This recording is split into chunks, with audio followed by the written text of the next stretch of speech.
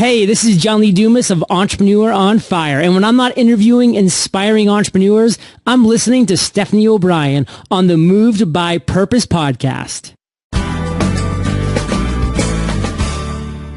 You need to feed yourself first before you go and help someone else. And no, that's not selfish to do. Are you longing to know what your purpose is? Are you on the wrong career path? Do you feel like there must be more to life? Don't worry, there's hope. It's time to be moved by purpose. Now your host, Stephanie O'Brien. Hey, it is Stephanie O'Brien with the Moved by Purpose podcast, and today I am continuing on the series, Master Your Mindset series. Last week, I talked with you about the 5 sneaky mindsets that keep people stuck and how they don't even know it. I revealed and exposed some of those mindsets that keep people limited and small, and said I would talk more in depth about how each of those 5 mindsets tends to have an evil twin closely linked to it that is opposing and opposite of what the other mindset is. So it can kind of make you feel as if you have a split personality and make you feel like you're losing your mind. But nobody's losing their mind, because we're learning how to master your mind and master your mindset. So you are aware of these thought processes and know how to combat them and fight them and take control of your thoughts and get them in line with where you want to go. Even if I'm a person of faith, and not all of you may have the same faith as I do, which is fine, but you can take what I teach you and sift through it if you want, but take the wisdom behind the words, whether you agree with my faith or not. So I believe that there are some unseen forces that we fight against. Some people can call this resistance, opposition. Some people will say it's the enemy, Satan, demons, whatever it is that you want to link to. There is something that seems to, every time we step out to do good, the enemy comes out to meet us. It's like there's almost something that doesn't want us to succeed and take new ground. We're not going to be able to take new ground without a fight. And some people, when the enemy comes out to meet them, that could be resistance, adversity, obstacles, roadblocks, setbacks, they take that as a sign that maybe they need to retreat, or maybe they got it wrong and that they shouldn't be doing what they thought they should be doing. When really, when you are faced with adversity and opposition or resistance, that's actually a sign that you are headed in the right direction. The enemy's threatened by the new ground you're about to take, and he's not going to let you take it without a fight. That's just the truth. So take that as encouragement, not as a sign that you should retreat, but that you need to fight and push through. So to review the 5 mindsets that keep people stuck, and to go further in depth about their opposing evil twins, the ones that I discussed were entitlement, poverty or lack, and I didn't really go that in depth with that one because I was rambling about other things. Fear of success, fear of failure, and fear of rejection. So that should have been, right? Entitlement, poverty, lack, fear of success, fear of failure, fear of rejection. Good. I can count. Good for me. And to recap, a symptom of what an entitlement mindset is someone that we immediately go to thinking that someone with an entitlement mindset is someone that thinks that someone else's hard work should be just given to them or handed to them, that they deserve things that they don't work for. That's kind of what our understanding of entitlement is. But there's another form of entitlement. And I guess to define this most clearly, it's like you mistake privileges for rights. And people with an entitlement mindset think that things are owed to them that are rights, but they're truly just privileges. Now, the sneakier part of an entitlement mindset are people that actually do work really hard and they do what they're supposed to do. They have a job, they're working really hard, And they think that because they're doing what they're supposed to be doing, that they deserve certain things like raises, promotions, bonuses, or whatever. And because you've been at your job for another year, that you deserve more payment or more compensation because you've been there another year and you work hard and you deserve it. When really it's you earn a raise by doing something above and beyond and more significant than just showing up and being there another year. So that's kind of, and in all transparency, I fought this little bugger for a while because I do work very hard and I'm building a business and I'm following the call on my life. And this is how my entitlement was exposed, was like, because I'm following the call in my life, because I'm fulfilling my purpose and helping other people, I'm being obedient. Why should I have to go through adversity? Why should I have to wait to get a reward? I'm working hard, so I deserve my reward now. Or I deserve to be spared of pain and suffering because I'm a child of God and being obedient to Him. And those were kind of the offenses I had to deal with. It's like, yeah, I'm a child of God. That doesn't mean that I'm not going to have trials and tribulations. That doesn't mean that storms don't come. And oftentimes when you start walking in your purpose and fulfilling the call in your life, you're met with greater adversity, and that the storms that you have to go through are even bigger. So that was a big lesson I had to learn, and I had to get past that entitlement of believing I'll be spared of such things because I'm walking in obedience and doing the right things that God has called me to do.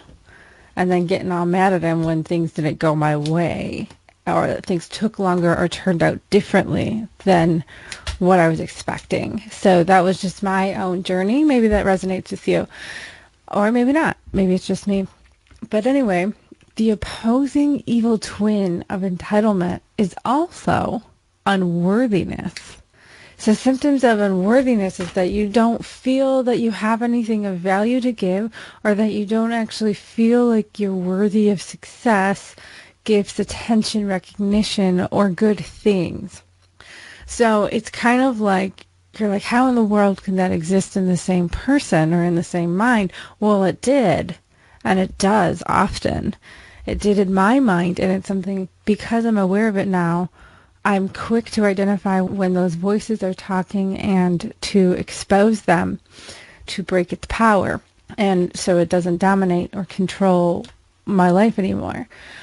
But the unworthiness came when I would start seeing success or seeing progress, and then I would instantly think, who am I to think that I can really help them?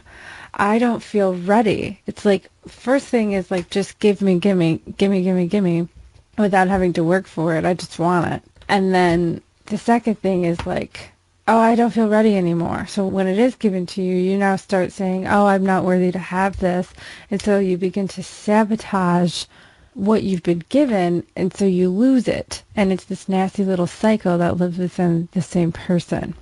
So that's entitlement, and its opposite, evil twin, unworthiness. Now, moving on to the next one, poverty and lack. And I did not talk about this that in depth in the first episode, so I'll go a little bit more in depth this one. I honestly could build my business around this mindset alone, because this is a doozy. This is a big, nasty one that people fight. And a poverty or lack mindset is so sneaky. People have no clue that they have it. Because on an intellectual, conscious level, who the heck wants to be poor?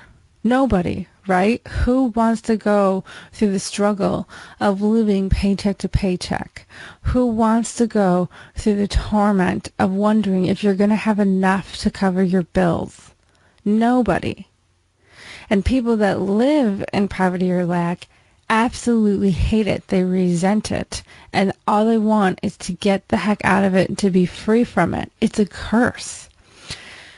But there's signs that show when someone has a poverty mentality, and it's so sneaky.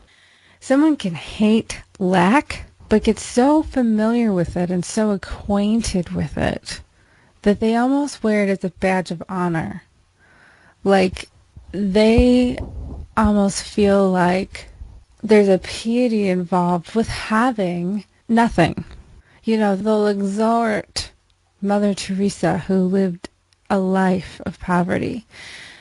And she made a huge difference. They tend to give biblical examples of how the widow that gave everything she had was exalted more than the Pharisees, who were giving significantly more, larger sums of money, but they weren't giving in a sacrificial way. They were withholding what they really truly should have been giving, and they weren't giving cheerfully. They were giving as like a way to boast. And that is really what Jesus in the scriptures was rebuking, was the heart of their giving.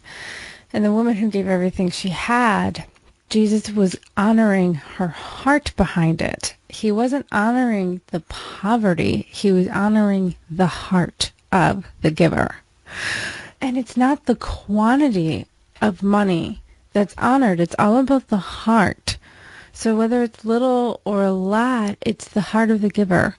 So people will take that story and think, oh, you're more blessed when you have less. And I'm like, God help us all. No, you are not more blessed when you have less. No, that's not a quality of life. Now, some people are called to a life of poverty. That's called voluntary poverty, and there's a special anointing, there's a special grace put on their life that empowers them to live that way without suffering from it. There's not a suffering involved from it. There's an ease and a love, and they're completely unmoved by the lack. Like in it, and very few people can live like that. Mother Teresa had a special gifting on her life and heart to live like that. Most people resent it. Most people resent it because they don't have that calling, because we're actually meant to be successful and to be thriving and to have our needs exceedingly met, not just met. And here's an example. So there's people that are like, oh, I just want enough to meet my needs.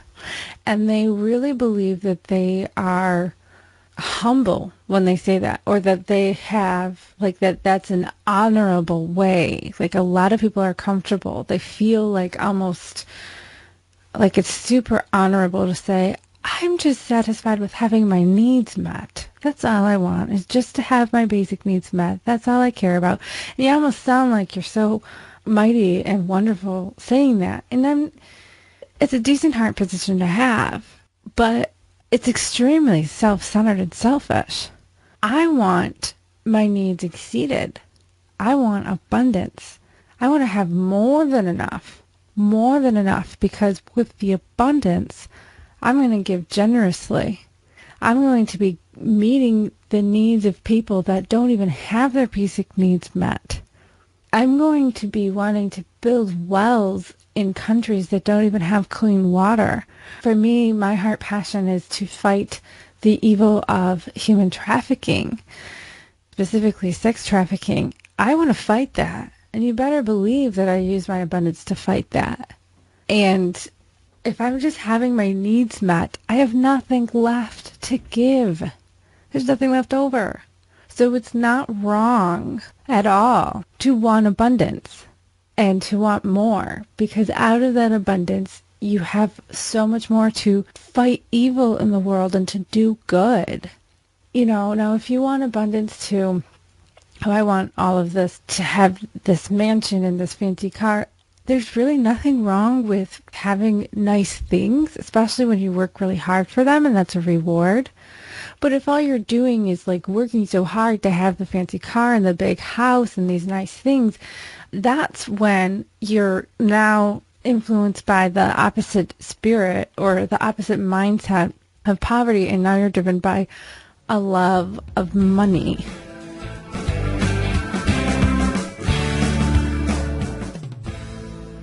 But let me go back to this poverty lack mentality. There's a lot of people that just think it's noble to be poor. They're almost comfortable being poor and having lack than having abundance. And they feel guilty for thriving, for succeeding, for having more than enough. They almost feel a sense of shame or embarrassment for having money. They don't hold on to money when they have it. They're quick to get rid of it through either reckless spending or just giving it away. Here's a tricky example of someone that can be under the influence of a mindset of poverty or lack. There is a story in a book I read of a pastor who did this amazing speech or convention, and this very affluent woman wanted to pay him and wrote him a very large check. And what that pastor did was I think, immediately went to give it to a charity or an organization, a nonprofit organization, and he felt like that was super honorable to do. And he felt like, almost kind of like, yeah, like there was a piety involved with giving it away.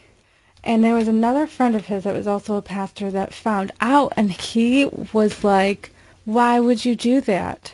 If that woman wanted that money to go to a charity, she would have written the check to a charity.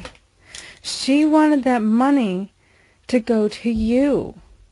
That's why she wrote it to you. And so having this difficulty receiving gifts or money or just good things is a sign of a lack or poverty mindset. And it's so sneaky. You think that it's such an honorable thing to do, to get rid of it, especially for a good cause.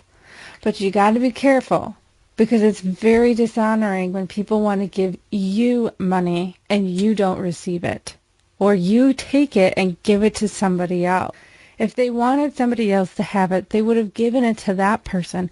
They want you to have it. Now, if they say, do with it what you want, but like they really want to bless you, they want to see you enjoy it.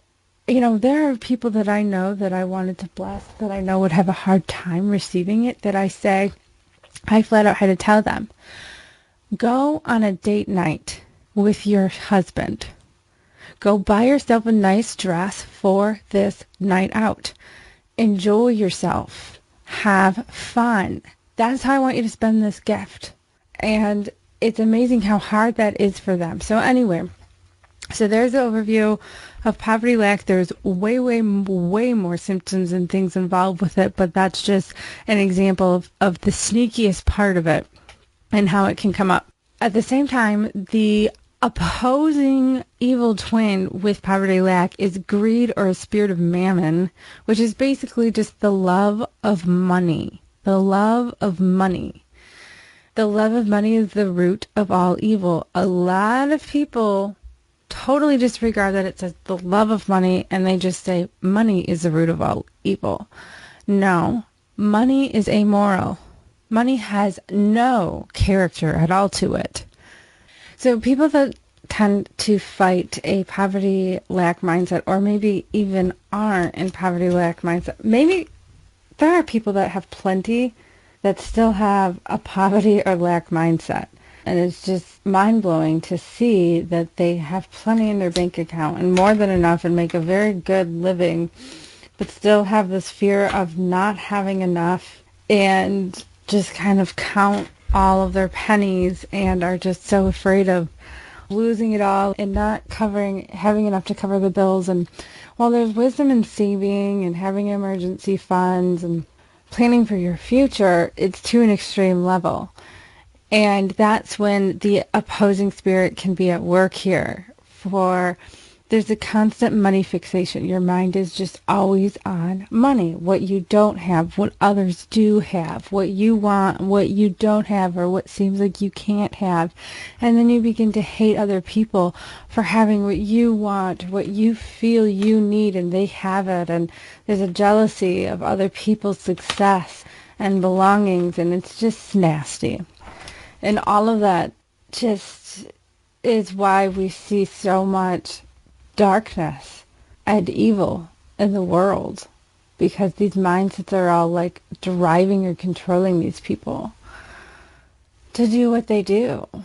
So then you get people that are stingy. So they're not living generous. They're living like they're stingy. They don't want to give. Think of kind of, they're miserly, where they have plenty, but they're not willing to help other people in need because they're just afraid of, they just want to hoard it all to themselves.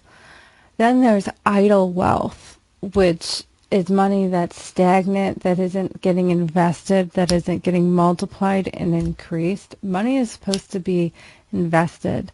Money is supposed to be increased. It is not supposed to just sit there and do nothing. That's why in the biblical story of the servants that were given like one, I don't know, each a talent, 1 talent, 5 talent, the one that buried the one, I mean, that's idle wealth. I mean, that's why the master was so angry at him. He's like, you could have at least put it in a bank account where it could earn a minimal interest return instead of burying it in the ground. And so it takes risk to grow your money. So investments do require a little bit of risk. And just like a business is an investment. You're putting money in, you're putting your labor and sweat equity in to grow wealth and to make an impact. I'm driven to make an impact in the world. I'm not driven to have this luxurious lifestyle. Do I believe I will one day? Sure. But the reason I work so hard and risk so much is because I'm driven to make an impact, not to pad my bank account and have it sit there and do nothing. I want it to grow. So, and people that are like in love with money, they have a love for money. There's greed. They can never have enough. That's when you see crimes of embezzlement or stealing. There's just people are treated really, really poorly. They're used. That's, again, human trafficking is a form of that influence, that mindset, that spirit of mammon or that love of money. They're going to oppress people and strip people of their basic human rights while others prosper, while others, I use that word very poorly, they're not necessarily prospering, but they are profiting, like they're making large amounts of money at the expense of others. That is that spirit of mammon. And so lack and greed can exist in the same person. That's unfortunately why we see such high crime rates in very poor communities of areas of, I live in Detroit. There's an extremely high crime rate of theft and, well, even violent crimes of murder. And a lot of times it's linked to, well, there's drug crimes. There's a lot of drug crimes, but drug dealers, that's an example. I mean, it's easy money. It's easy money. It's not helping anyone. It's not serving anybody. It's easy money. Most of those drug dealers don't even do drugs themselves. They just like deal the drugs and they make extremely good money and at the expense of others. And there are lives that die every day because of this. And it's just really sad to see. Unfortunately, you get CEOs that get really, really greedy, and at the expense of their employees, they just want their large bonus check or payout because of a merger. We saw this with CompuWare in Detroit.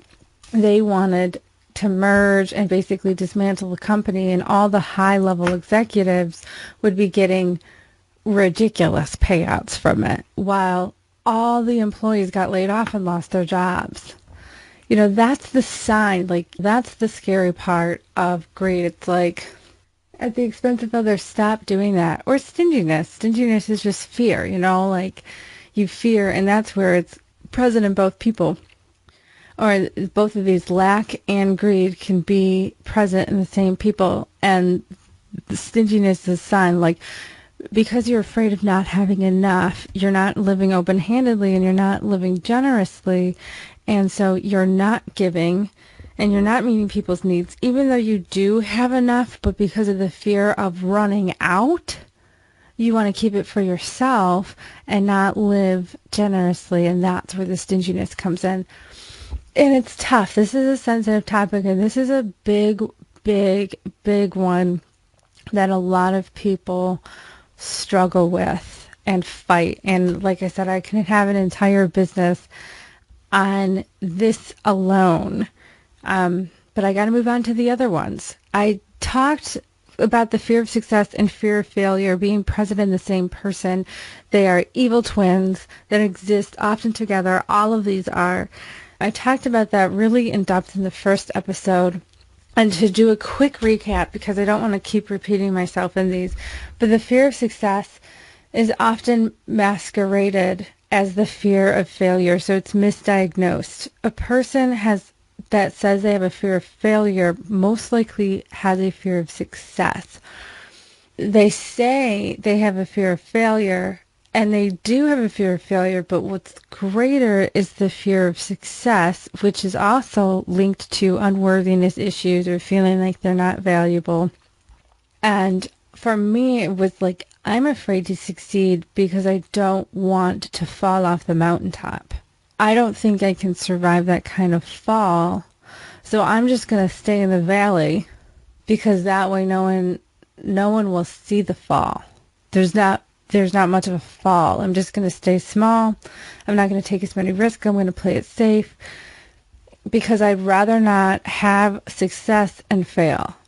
You know, some people can get used to failing and they no longer, like for me, I got used to many failures, that the fear of it wasn't that big. But then when success came close, after you try and you persevere and you push through and you're finally seeing promises of success, then I started sabotaging.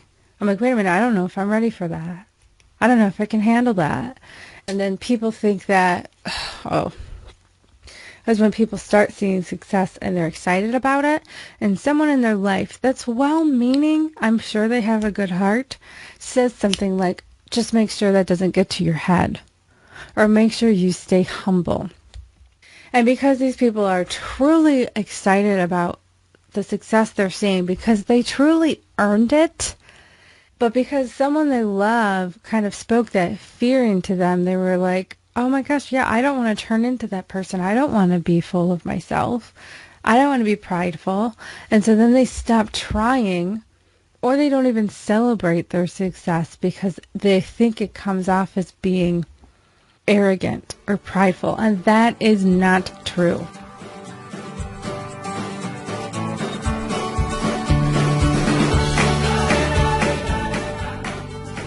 Okay, moving on, because gosh, this goes by fast when I go into this. Fear of rejection. This is the final one. Fear of rejection. So there are many clues that a person may struggle with a fear of rejection to the point that it holds them back from walking in abundance and full life. So here are some symptoms of someone that struggles with a fear of rejection. Self-pity for being alone. You know, if they're left out or excluded, they're not even necessarily left out or excluded. They feel left out or excluded, and then they go through some self-pity for that. Inability to receive correction or constructive feedback because it's perceived as rejection. They conform to what other people think, what they think other people want in order to feel accepted. That's like the chameleon syndrome. They have a fear of confrontation or for asking for what they want in order to avoid the pain of possible rejection. And that was a big one for me. Whenever it came time to like promote something or ask for help spreading the word, because I was so afraid of people saying no, I wouldn't even ask. And obviously you can imagine how well my programs were promoted. Not so much, right? And then taking someone's no as a personal rejection rather than that own individual's decision to decline. So once I pushed through that and realized, okay, people may say no. They say no for their own reasons. They say no because they have their own priorities they're working on, and as much as they want to help you, they cannot give the time to do that effectively because they have their own priorities. And it has nothing to do with me. It's not no because I don't like you or no because your product is stupid and I'm not spreading that word. And I used to take it that way. It's no because they're too busy right now. Or no maybe because they don't know me enough and I have to still establish the trust with them or build that relationship with them. Or maybe they're working on something very, very similar and they're going to promote theirs before they promote mine. Which is actually a healthy thing to do. If you're doing almost the exact same thing, you need to feed yourself first before you go and help someone else. And no, that's not selfish to do, like a lot of people think. Anyway, and a lot of times you can collaborate and cross-promote each other because it's not going to be the exact same thing and everyone resonates with different people. So anyway, and the evil twin of fear of rejection is pride. So pride is another really, really sneaky thing that can disillusion people. Just like entitlement or even poverty, all of them are really, really sneaky. Some people think the blatantly obvious, like pride, are people that are full of themselves, people that are blatantly arrogant, people that just think they are always right, they never apologize, they're always trying to prove their point. They refuse to hear other people's sides, viewpoints, perspectives. Those are the obvious forms of pride.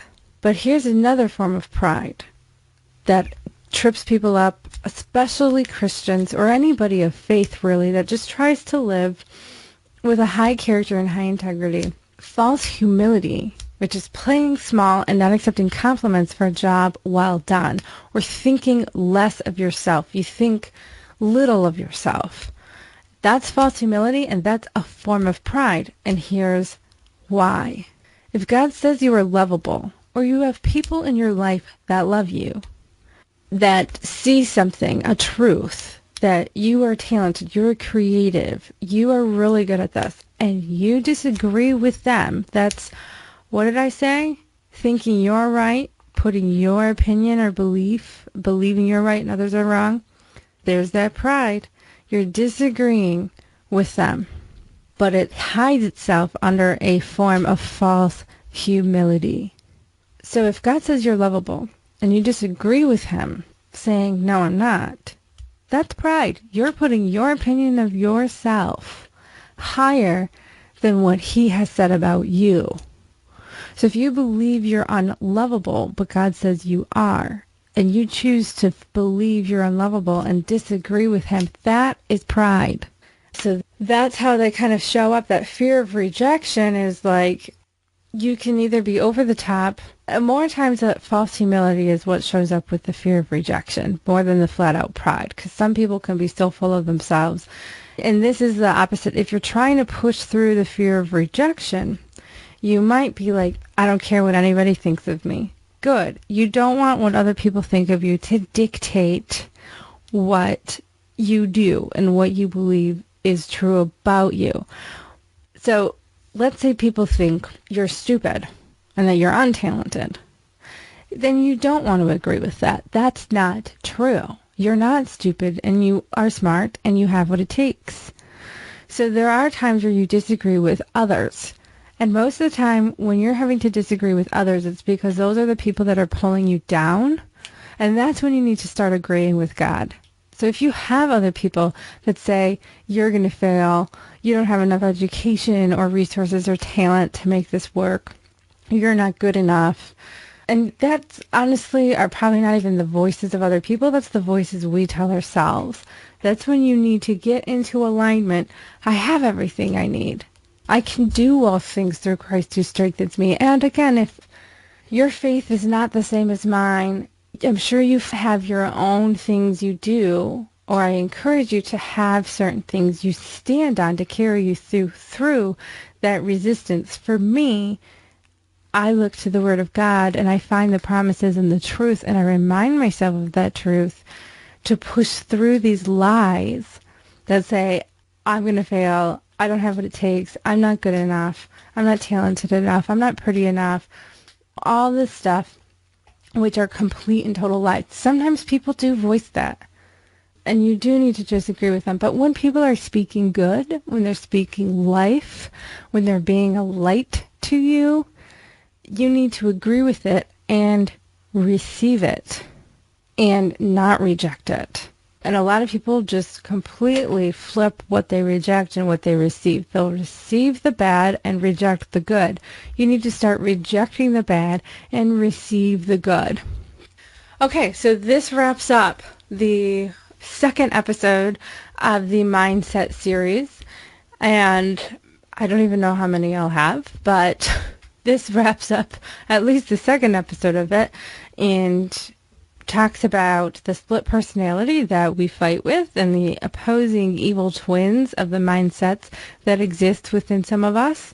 You may have resonated with all of them. These are the 5 most common ones, and I've had to fight through all of them, including their evil twins. So there's really like 10 instead of 5 that you're fighting. But the more aware you are, my intent is, and the purpose of this is bringing this as awareness to you so you can challenge this, realize what's at work within you when you're pushing through some opposition and when you're struggling. Bring awareness to it and then fight it. And so my next one, that's it, episode 3, is going to be, now that you're aware of it, which is the first step, recognition and awareness, I'm going to walk you through what you can do about it. What do you do with this information now? You identify it in yourself. Now what the heck do you do with it? How do you push through it? How do you fight it? How do you stop letting it have power over you? And so that's what episode 3 is going to be about in this series. And this isn't to say that you never fight it again. It's just teaching you how to slay it and how to win the battle every time it peeks its head up and tries to fight you again. So I still push through this and fight these every day. But I know how to beat it. I know how to beat it, and I know how to win it. And I know what strategies to use to beat it. And so that is what this next episode is going to be about. To learn even further, I'm doing a 1-day deep dive intensive on the Mastering Your Mindset. We go even deeper, and there's going to be a group of people like-minded where we have amazing networking opportunities. There's going to be delicious food available for you, continental breakfast and a lunch. An inspiring keynote speaker is going to be there, and this is going to be a life-changing seminar. You're going to be free. You're going to be able to discuss the things that you're struggling with. You're going to be able to identify some of the things that you have found yourself fighting. And you're going to learn exactly what to do to change it and how to push through it. And you're going to have a group of people supporting you through it and building amazing relationships with people that want you to succeed as bad as you want to succeed. So make sure you check out my Mindset Mastery Seminar found right on the homepage of my website. Just click the image right up on top. It'll take you to the page. You can learn more about it. And just feel free to email me at stephanie@movedbypurpose.net for more information if you have any questions. And I'll talk to all of you guys next week. And most of the time, when you're having to disagree with others, it's because those are the people that are pulling you down. And that's when you need to start agreeing with God.